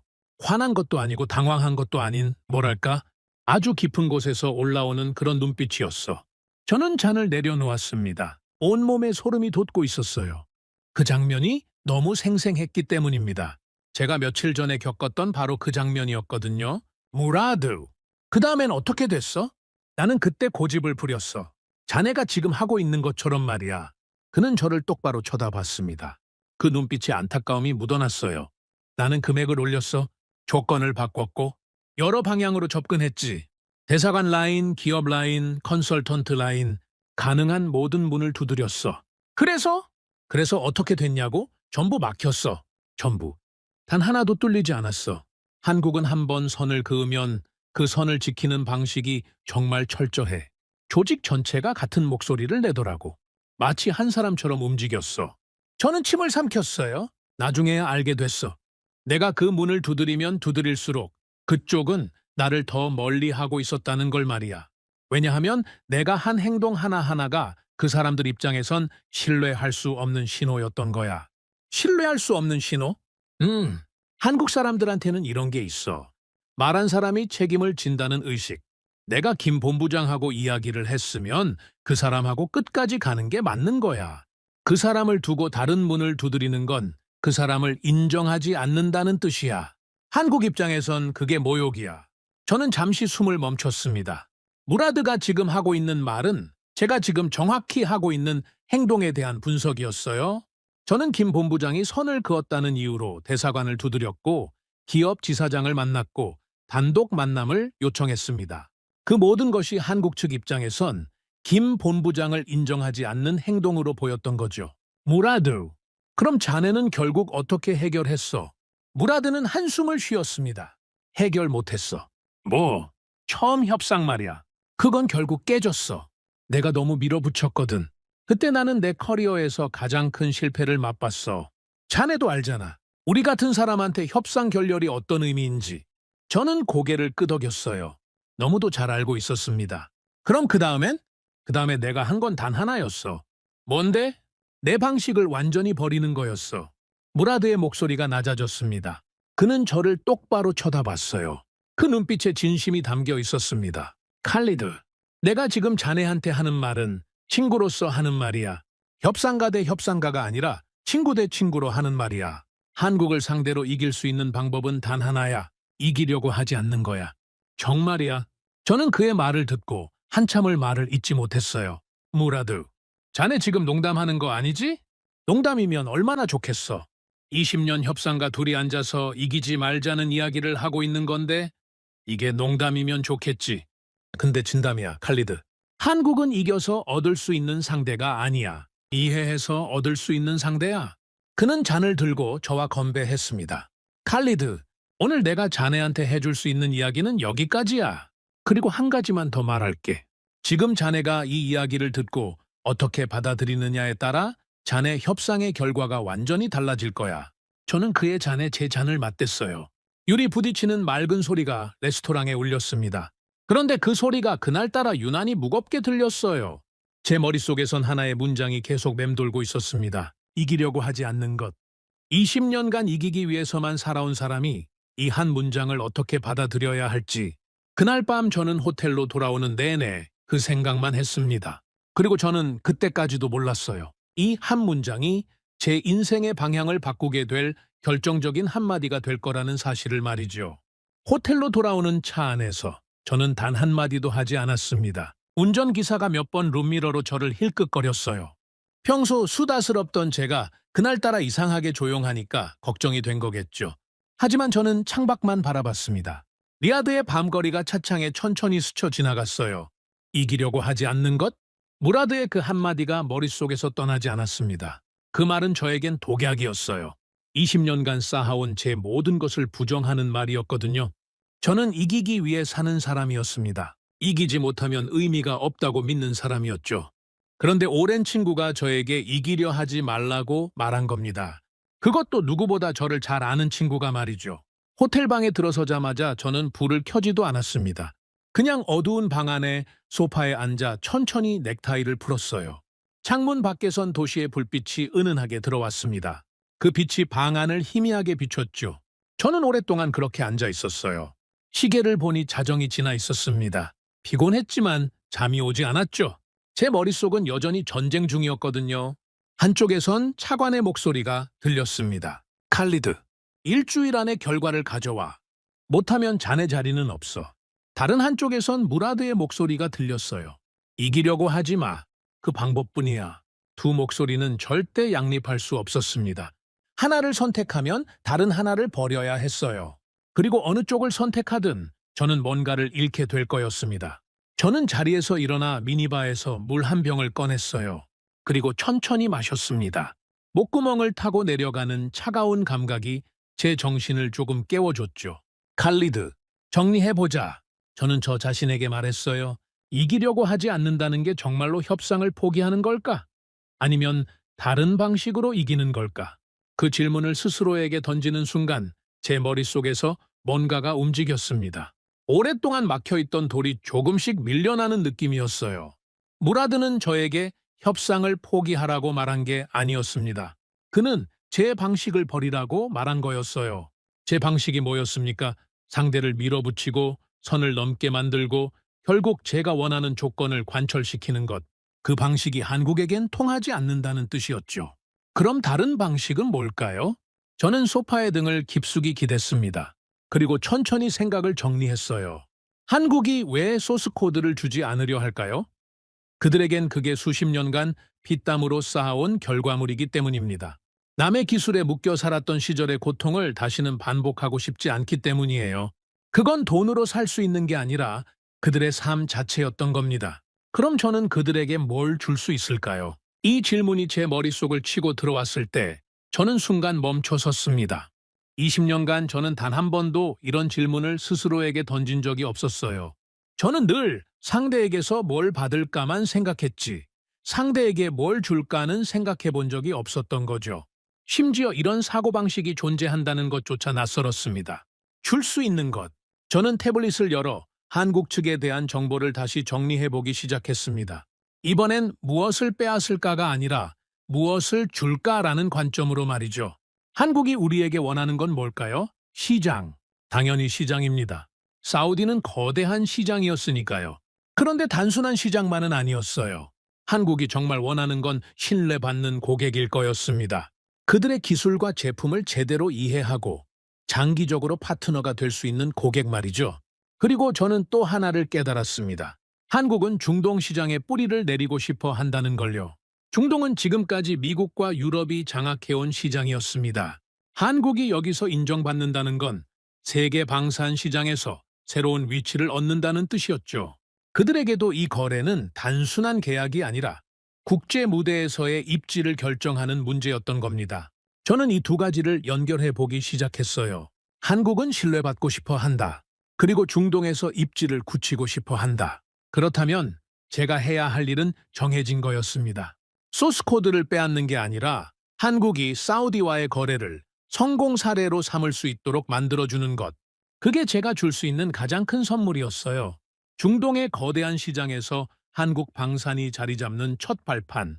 그걸 제공하는 대가로 저는 한국으로부터 최고의 제품과 최고의 조건을 끌어낼 수 있을지도 모릅니다. 그런데 여기서 중요한 건 말이죠. 제가 요구할 수 있는 게 소스 코드가 아니라는 사실이었어요. 그 선은 넘을 수 없는 선이었으니까요. 대신 저는 다른 걸 요구할 수 있었습니다. 장기 유지 보수 보장, 성능 개량 우선권, 교육 프로그램, 현지 정비 시설. 이런 것들은 한국도 충분히 줄 수 있는 것들이었죠. 그리고 저희 입장에서도 실질적인 이익이 되는 것들이었고요. 저는 그때 이상한 감정을 느꼈습니다. 뭐랄까, 20년 만에 처음으로 협상이라는 것이 다른 모양으로 보이는 기분이었어요. 이건 이기는 게 아니야. 그런데 지는 것도 아니야. 그런 느낌이었죠. 제가 여태껏 생각해온 협상의 세계에는 이기는 쪽과 지는 쪽만 있었습니다. 그런데 이 새로운 방식엔 이기는 쪽도 없고 지는 쪽도 없었어요. 양쪽 다 원하는 걸 얻는 방식이었단 말입니다. 그런데 말이죠. 이 깨달음 뒤에 곧바로 차관의 목소리가 다시 들려왔어요. 자네는 내가 아는 최고의 협상가야. 자네 방식으로 풀어. 내가 자네를 의심하게 만들지 마. 저는 주먹을 꽉 쥐었습니다. 차관이 원하는 건 소스 코드였어요. 그것 하나였습니다. 그런데 제가 지금 준비하고 있는 방식으론 소스 코드를 받아낼 수 없습니다. 그건 처음부터 불가능한 일이었던 거죠. 한국이 절대 넘지 않을 선이었으니까요. 결국 저는 선택해야 했습니다. 차관이 원하는 답을 가져가지 못하고 자리를 잃거나 아니면 차관을 설득해서 제 방식으로 가거나. 저는 천천히 깨달았어요. 제가 지금 하고 있는 협상은 한국과의 협상만이 아니었다는 사실을요. 진짜 어려운 협상은 따로 있었던 겁니다. 바로 차관과의 협상 말이죠. 차관은 제 상관입니다. 그를 설득한다는 건 쉬운 일이 아니에요. 특히 그가 이미 확고한 입장을 가지고 있는 상태에선 더 어려운 일이었죠. 하지만 저는 해야 했습니다. 왜냐하면 이게 아니면 답이 없었거든요. 저는 태블릿을 내려놓았습니다. 그리고 오늘 밤 해야 할 일을 정리하기 시작했어요. 내일 차관에게 갈 때 들고 갈 자료를 준비해야 했죠. 단순히 소스 코드는 못 받습니다 라는 보고로는 안 됐어요. 소스 코드 대신 이만큼의 가치를 받을 수 있습니다 라는 자료가 필요했습니다. 그것도 차관이 반박할 수 없을 만큼 치밀하게 준비해야 했어요. 똑똑. 그때 문을 두드리는 소리가 들렸습니다.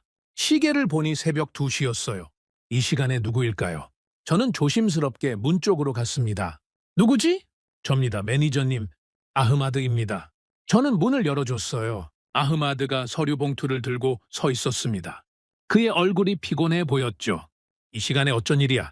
매니저님, 제가 밤새 자료를 정리해봤습니다. 한국 측이 과거에 다른 나라와 체결한 계약들 말입니다. 거기서 패턴이 보이더라고요. 저는 그를 안으로 들였습니다. 그리고 소파에 마주 앉았어요. 패턴이라니? 한국은 소스 코드나 핵심 기술은 절대 이전하지 않았습니다. 그건 한 번도 예외가 없었어요. 그런데 대신 한국이 양보한 부분이 있더라고요. 뭔데? 유지 보수 패키지, 성능 개량 우선권, 교육 프로그램, 그리고 현지 조립 라인까지. 이런 건 상대국이 요청하면 상당히 유연하게 내줬습니다. 어떤 경우엔 거의 공짜에 가깝게 제공하기도 했고요. 저는 아흐마드를 쳐다봤습니다. 그는 제가 몇 시간 전에 혼자 정리한 결론과 똑같은 지점에 도착해 있었어요. 심지어 저보다 더 구체적인 자료까지 가지고 있었죠. 아흐마드, 자네 대단하구나. 아닙니다, 매니저님. 그저 밤새 자료만 본 겁니다. 아니야. 대단해? 정말 대단해? 저는 진심으로 그렇게 말했습니다. 평소라면 이런 말을 입에 담지 않았을 겁니다. 아랫사람에게 칭찬을 잘 안 하는 성격이었거든요. 그런데 그날은 이상할 정도로 그 말이 자연스럽게 나왔어요. 매니저님, 한 가지 더 있습니다. 뭔데? 제가 정리한 자료에 따르면 한국과 장기, 파트너십을 맺은 나라들은 그 다음에도 한국으로부터 지속적으로 새로운 제품을 공급받았습니다. 심지어 개발 단계부터 협력한 경우도 있었어요. 이게 뭔 뜻인지 아십니까? 뭔데? 한국은 신뢰하는 고객에게는 시간이 지날수록 더 많은 걸 열어준다는 뜻입니다. 처음부터 다 주지 않을 뿐 관계가 쌓이면 점점 더 많은 걸 공유할 수 있는 상대라는 말씀입니다. 저는 그 말을 듣고 한동안 말을 잇지 못했어요. 이게 바로 제가 찾던 답이었습니다. 지금 당장 소스 코드를 받아내는 건 불가능해요. 하지만 한국과의 관계가 쌓이면 10년 뒤, 20년 뒤에는 어떤 일이 가능할지 아무도 모르는 겁니다. 어쩌면 그때쯤이면 사우디도 한국과 공동 개발 단계까지 갈 수 있을지도 몰랐어요. 이건 차관에게 충분히 설득력 있는 이야기였습니다. 물론 차관이 처음엔 반발할 거예요. 단기적으로 소스 코드를 받아내는 게 아니라 장기적인 관계를 통해 더 큰 걸 얻자는 이야기니까요. 하지만 이건 단순한 후퇴가 아니었습니다. 이건 전략적인 전환이었어요. 아흐마드, 지금부터 몇 시간 안에 차관님 설득용 자료를 완성해야 한다. 내일 아침 첫 시간에 내가 차관실로 들어간다. 도와줄 수 있나? 물론입니다, 매니저님. 그는 주저없이 대답했어요. 저는 자리에서 일어나 노트북을 켰습니다. 새벽 2시였지만 저는 이상하게도 맑은 정신이었어요. 피곤한 게 아니라 오히려 깨어있는 느낌이었습니다. 그리고 그날 밤 저는 20년 협상가 인생에서 가장 중요한 보고서를 준비하기 시작했어요. 다만 저는 그때까지도 몰랐습니다. 이 보고서를 들고 차관실에 들어갔을 때 제가 마주하게 될 그의 반응이 얼마나 차가울지를 말이죠. 그리고 그 차가움 앞에서 제가 처음으로 상관에게 등을 보이게 될 거라는 사실을 말입니다. 새벽 5시, 저와 아흐마드는 작성한 보고서를 최종 점검했습니다. 종이 한 장 한 장에 우리의 밤이 고스란히 담겨 있었어요. 한국 방산의 과거 계약 사례, 소스코드 이전이 왜 불가능한지에 대한 분석, 그 대신 우리가 얻을 수 있는 실질적 가치들, 그리고 장기 파트너십이 가져올 10년 후, 20년 후의 전략적 이익까지 모든 게 촘촘하게 정리돼 있었습니다. 매니저님, 이 정도면 충분합니다. 아흐마드가 말했어요. 저는 고개를 끄덕이면서도 속으론 확신이 없었습니다. 자료가 문제가 아니었거든요. 문제는 이 자료를 읽을 사람의 마음이었어요. 아흐마드, 자네는 좀 쉬어. 나는 샤워하고 바로 국방부로 간다. 같이 가겠습니다. 아니야, 이건 나 혼자 들어가야 하는 자리야. 아흐마드는 더 말하지 않았습니다. 그는 제 뜻을 알아줬어요. 차관과의 대화는 보좌관이 끼어들 자리가 아니었거든요. 그건 저 혼자 감당해야 할 일이었습니다. 오전 8시, 저는 국방부 건물 앞에 서 있었어요. 하늘은 이상할 정도로 맑았습니다. 바람 한 점 없었고 햇살은 벌써부터 강했죠. 저는 잠시 하늘을 올려다봤습니다. 그리고 천천히 건물 안으로 들어갔어요. 엘리베이터를 타고 차관실 층으로 올라가는 동안 제 심장은 평소보다 빨리 뛰고 있었습니다. 20년 협상가가 상관 앞에서 긴장한다는 게 좀 우습지만 그날은 정말 그랬어요. 왜냐하면 제가 지금 가지고 올라가는 보고서가 차관이 원하는 답과 정반대였기 때문입니다. 침착해, 칼리드. 자네가 준비한 건 논리야. 논리는 절대 무너지지 않아. 저는 속으로 그렇게 되뇌었습니다. 차관실 비서가 저를 맞이했어요. 매니저님, 안으로 들어가시죠. 차관님께서 기다리고 계십니다. 저는 가볍게 고개를 숙이고 문을 열었습니다. 차관은 책상 앞에 앉아 서류를 보고 있었어요. 제가 들어오자 그는 고개를 들었습니다. 칼리드, 어떻게 됐나? 좋은 소식이 있겠지?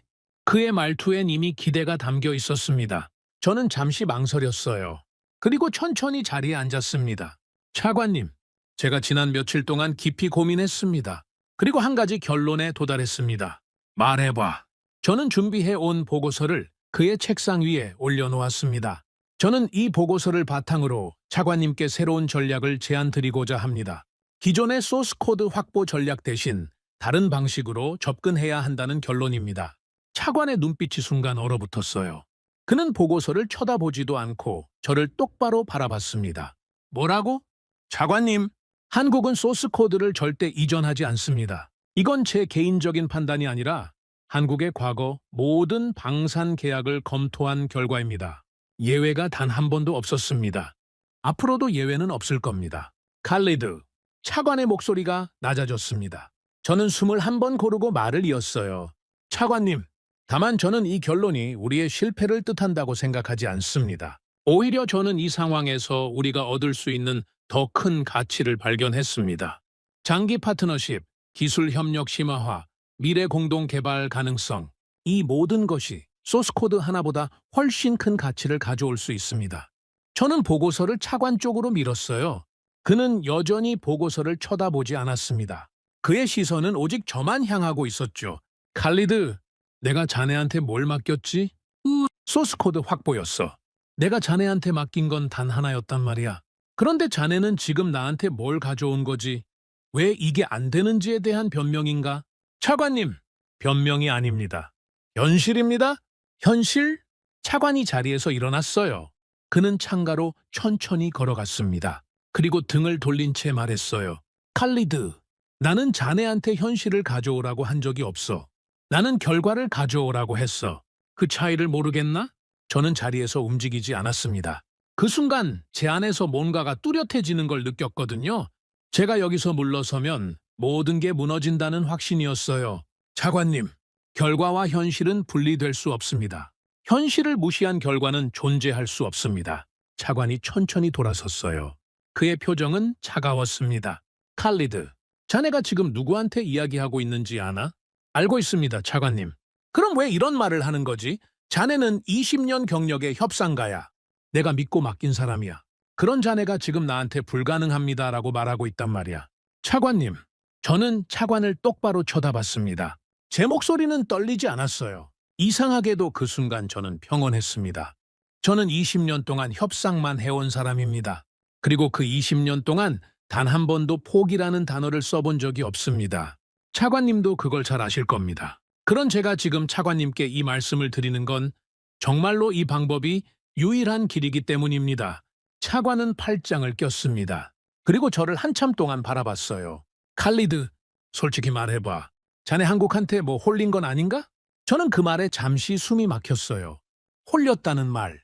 그건 제가 지금까지 들어본 가장 모욕적인 말이었습니다. 20년 협상객에 상대한테 넘어갔다는 뜻이었거든요. 하지만 저는 반박하지 않았습니다. 대신 조용히 말했어요. 차관님, 홀린 게 아닙니다. 배운 겁니다. 배웠다? 네. 20년 동안 제가 한 번도 해본 적 없는 방식을 이번 협상을 통해 처음으로 배웠습니다. 상대를 이해하는 협상이라는 게 뭔지 저는 이제 조금 알 것 같습니다. 차관은 고개를 저었어요. 칼리드, 자네답지 않아? 차관님, 저다운 게 뭔지 저도 잘 모르겠습니다. 다만 한 가지는 분명합니다. 이 보고서를 읽어주십시오. 그리고 판단해 주십시오. 읽어보지도 않고 결정하지 마시기 바랍니다. 저는 그렇게 말하고 자리에서 일어났습니다. 제가 할 수 있는 건 여기까지였어요. 더 말해봤자 의미가 없었습니다. 결정은 차관의 몫이었거든요. 차관님, 저는 일단 호텔로 돌아가겠습니다. 결정이 나면 언제든 연락 주십시오. 저는 가볍게 고개를 숙이고 차관실을 나왔습니다. 문을 닫는 순간 등 뒤로 차관의 시선이 느껴졌어요. 그 시선이 제 어깨를 묵직하게 눌렀습니다. 엘리베이터에 올라타자마자 저는 벽에 기댔어요. 몸에 힘이 빠졌습니다. 20년 동안 제가 차관에게 이런 식으로 이야기한 건 처음이었거든요. 아니, 어떤 상관에게도 이런 식으로 말해본 적이 없었습니다. 저는 언제나 결과를 가져가는 사람이었어요. 그런데 오늘은 결과 대신 새로운 방향을 제시한 거죠. 그게 용기였는지 아니면 어리석음이었는지 그 순간에 저는 알 수 없었습니다. 호텔로 돌아오는 차 안에서 저는 아흐마드에게 전화를 걸었어요. 매니저님, 어떻게 됐습니까? 보고서 드리고 나왔다. 차관님 반응은요? 차갑더라. 아흐마드는 한동안 말이 없었습니다. 매니저님, 괜찮으시겠습니까? 괜찮을 거야. 아니면 괜찮지 않겠지. 어느 쪽이든 지금은 기다리는 수밖에 없어. 저는 전화를 끊었습니다. 그리고 창밖을 바라봤어요. 리야드의 거리는 평소와 똑같았습니다. 차가 오가고 사람들이 걸어다니고 햇살은 건물들을 비추고 있었죠. 세상은 그대로였어요. 흔들리는 건 오직 저 한 사람뿐이었습니다. 호텔방에 돌아온 저는 침대에 그대로 쓰러졌어요. 눈을 감았는데 잠이 오지 않았습니다. 머릿속에선 오늘 아침의 장면이 계속 반복됐어요. 차관의 차가운 눈빛, 그의 등 돌린 뒷모습, 그리고 자네답지 않아 라는 그 한마디. 저는 정말 저답지 않은 걸까요? 아니면 오히려 지금의 저가 진짜 저인 걸까요? 오후 3시쯤 됐을 때 제 전화가 울렸습니다. 모르는 번호였어요. 저는 천천히 전화를 받았습니다. 여보세요? 매니저님, 저 김 본부장입니다. 저는 순간 몸이 굳었어요. 김 본부장이 저에게 직접 전화를 걸다니 이건 예상치 못한 일이었습니다. 본부장님, 어떻게 제 번호를? 그건 중요한 게 아닙니다, 매니저님. 제가 전화를 드린 건 한 가지 말씀을 드리고 싶어서입니다. 그의 목소리는 여전히 담담했어요. 하지만 오늘따라 그 담담함 속에 뭔가 다른 것이 섞여 있었습니다. 뭐랄까, 온기 같은 거였어요. 말씀하시죠. 매니저님, 저희가 다시 만날 시간이 온 것 같습니다. 저는 그 말을 듣고 한동안 말을 잇지 못했어요. 본부장님, 제가 이번엔 어떤 이야기를 가져가야 할지. 매니저님, 이번엔 이야기를 가져오실 필요가 없습니다. 저희 쪽에서 드릴 이야기가 있습니다. 저는 그 말을 듣고 숨이 막혔어요. 언제 뵐 수 있겠습니까? 내일 오후 3시. 지난번 그 자리에서 뵙겠습니다. 네? 알겠습니다. 전화가 끊겼습니다. 저는 한참 동안 전화기를 쳐다봤어요. 김 본부장이 저에게 직접 만나자고 했습니다. 그것도 저희 쪽에서 드릴 이야기가 있다면서 말이죠. 이게 무슨 뜻일까요? 저는 생각해봤지만 답이 나오지 않았어요. 그 순간 또 다른 전화가 울렸습니다. 이번엔 차관실이었습니다. 저는 잠시 심호흡을 하고 전화를 받았어요. 네? 칼리드입니다. 매니저님, 차관님께서 지금 들어오시라고 하십니다. 저는 그 말을 듣고 자리에서 일어났어요. 드디어 올 것이 온 거였습니다. 제 운명이 결정될 시간 말이죠. 제 심장이 다시 빠르게 뛰기 시작했어요. 그런데 이번엔 아침과는 다른 떨림이었습니다. 두려움이 아니라 뭐랄까 기대 같은 거였어요. 저는 재킷을 다시 챙겨 입었습니다. 그리고 호텔 방문을 열었어요. 복도에 나서는 순간 저는 이상한 확신을 느꼈습니다. 오늘 이 2번의 만남이 저를 완전히 다른 사람으로 바꿔놓을 거라는 확신 말입니다. 저는 다시 국방부 건물 앞에 섰습니다. 아침에 나왔던 그 문을 다시 들어가는 길이었어요. 그런데 이상하게도 발걸음이 아침보다 가벼웠습니다. 두려움이 사라진 건 아니었어요. 오히려 두려움은 더 커져 있었죠. 다만 그 두려움 옆에 뭔가 다른 감정이 함께 있었습니다. 차관은 제 보고서를 밤새 읽었다고 했어요. 그리고 저를 조용히 바라보며 말했습니다. 칼리드, 자네젠 수용하겠네. 저는 그 순간 눈앞이 흐려졌습니다. 20년간 저는 언제나 결과만으로 평가받아온 사람이었어요. 그런데 오늘 처음으로 결과가 아닌 제 깨달음이 인정받은 겁니다. 차관은 마지막에 이렇게 덧붙였어요. 자네가 뭔가 배운 눈빛이더군. 그래서 믿기로 했네. 저는 고개를 숙였습니다. 차관실을 나서는 순간 이상하게 눈물이 핑 돌았어요. 20년간 흘려본 적 없는 눈물이었습니다. 다음 날 오후 3시. 저는 지난번 그 호텔 프라이빗 룸 앞에 섰습니다. 문을 열기 전에 잠시 눈을 감았어요. 제 머릿속엔 지난 며칠간의 기억이 스쳐 지나갔습니다. 김 본부장의 담담한 눈빛, 백발 자문관의 흔들리던 목소리, 그리고 무라드가 저에게 건넸던 그 한마디. 이기려고 하지 마. 저는 문을 열었습니다. 김 본부장이 자리에 앉아 있었어요. 그 옆에는 지난번의 백발 자문관도 함께 있었죠. 두 사람 모두 저를 조용히 바라봤습니다. 매니저님, 오셨군요. 김 본부장의 목소리엔 지난번과 다른 뭔가가 섞여 있었어요. 그건 경계가 풀린 사람의 목소리였습니다. 저는 자리에 앉으며 두 사람을 차례로 바라봤어요. 그리고 제가 먼저 입을 열었습니다. 본부장님, 자문관님, 오늘 제가 드리고 싶은 말씀이 있습니다. 협상 이야기가 아닙니다. 사람으로서 드리고 싶은 말씀입니다. 두 사람의 눈빛이 살짝 흔들렸어요. 저는 며칠 전까지만 해도 한국이라는 나라를 아주 단순하게 봤습니다. 빠르게 성장한 제조국, 시장이 필요한 나라, 결국 돈에 움직일 수밖에 없는 나라. 그게 제가 알고 있던 한국이었습니다. 그런데 저는 그날 이 방에서 제가 평생 믿어온 그 모든 생각이 얼마나 부끄러운 것이었는지 알게 됐습니다. 백발 자문관이 천천히 고개를 들었어요. 저는 그를 향해 말을 이었습니다. 자문관님이 저에게 해주셨던 이야기 말입니다. 소총 하나 만들지 못하던 나라가 탄약을 수입하고 군복을 수입하던 나라가 자기 손으로 전투기를 만들기까지 걸린 그 반세기. 저는 그 이야기를 들으면서 처음엔 역사 수업이라고 생각했습니다. 그런데 호텔로 돌아와 혼자 앉아 있는데 그 이야기가 제 가슴을 치더군요. 제 목소리가 살짝 떨렸습니다. 저는 숨을 한번 고르고 다시 말을 이었어요. 저희 나라는 석유라는 축복을 받은 나라입니다. 땅을 파면 돈이 나오는 나라죠. 그래서 저희는 언제나 사왔습니다. 전투기를 사왔고 미사일을 사왔고 기술을 사왔습니다. 그게 당연하다고 믿었어요. 돈이 있으면 세상 모든 걸 살 수 있다고 생각했단 말입니다. 백발 자문관의 눈빛이 깊어졌어요. 저는 그 눈빛을 똑바로 바라봤습니다. 그런데 한국은 달랐습니다. 한국은 땅에서 나오는 게 없는 나라였죠. 석유도 없고 금도 없고 땅덩어리도 작은 나라입니다. 그런 나라가 어떻게 전투기를 만들었을까요? 어떻게 미사일을 만들었을까요? 저는 그 답을 알 것 같았습니다. 제 목소리가 더 낮아졌어요. 자존심입니다. 남의 기술에 묶여 살지 않겠다는 자존심. 우리 하늘을 우리 손으로 지키겠다는 자존심. 그 자존심 하나로 반세기를 버텨온 나라가 한국이었습니다.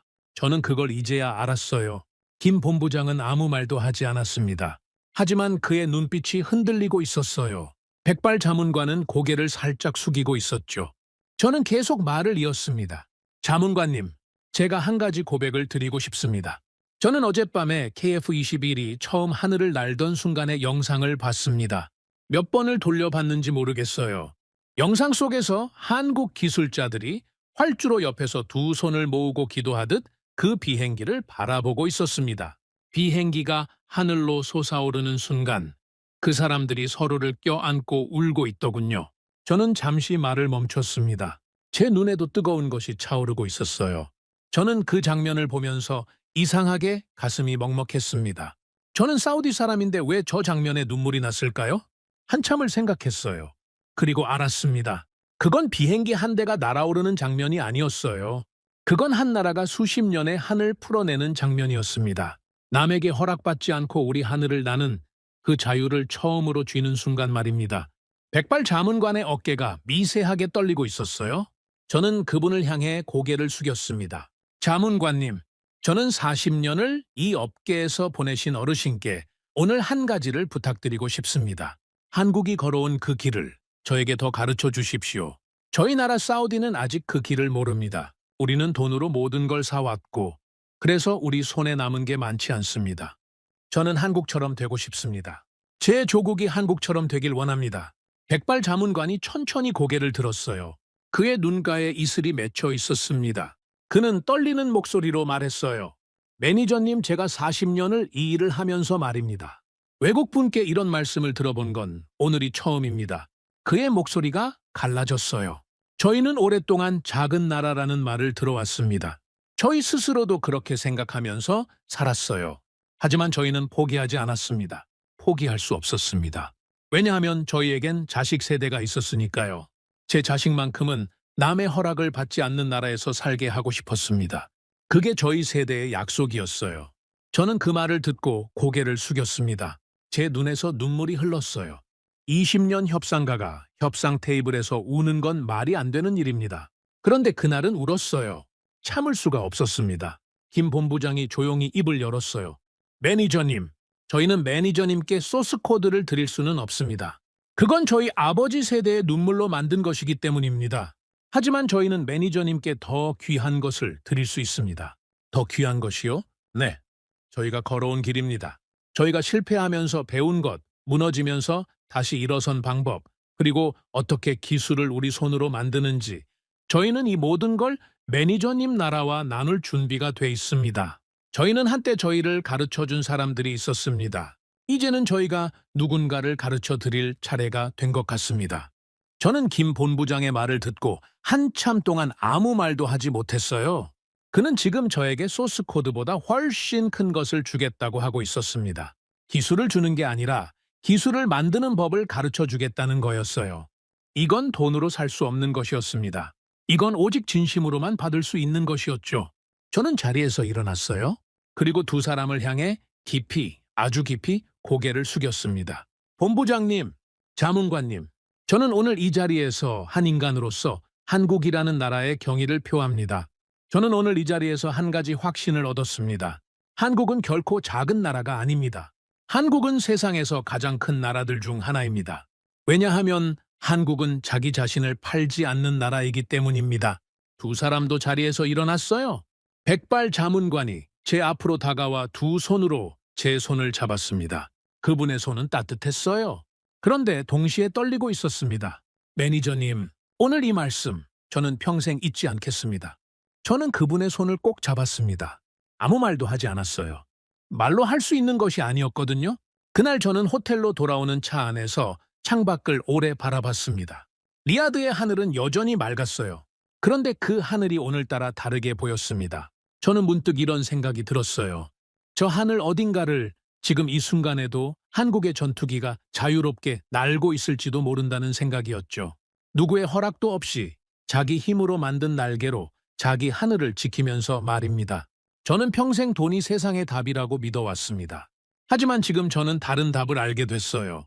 세상엔 돈으로 살 수 없는 것이 있고 그걸 지켜낸 나라만이 진짜 강한 나라라는 사실 말입니다. 한국은 그런 나라였어요. 한국은 제가 평생 만나본 어떤 나라보다 위대한 나라였습니다. 저는 오늘도 이 깨달음 속에 서 있습니다. 그리고 저는 알고 있어요. 제가 남은 평생 동안 오늘 이 자리를 잊지 못할 거라는 사실을 말이죠. 한국, 작지만 누구보다 큰 나라. 저는 오늘 당신들 앞에서 한 수 배웠습니다. 진심으로 고맙습니다. 오늘의 사연은 여기까지입니다. 구독과 좋아요는 영상 제작에 아주 큰 힘이 됩니다. 지금까지 감동테라스 저는 소희였습니다. 오늘도 우리 구독자님들의 가정에 따뜻한 행복이 가득하시길 진심으로 바라겠습니다. 긴 영상 끝까지 시청해주셔서 정말 감사합니다. 내일 더 좋은 이야기로 찾아뵙겠습니다. 감사합니다.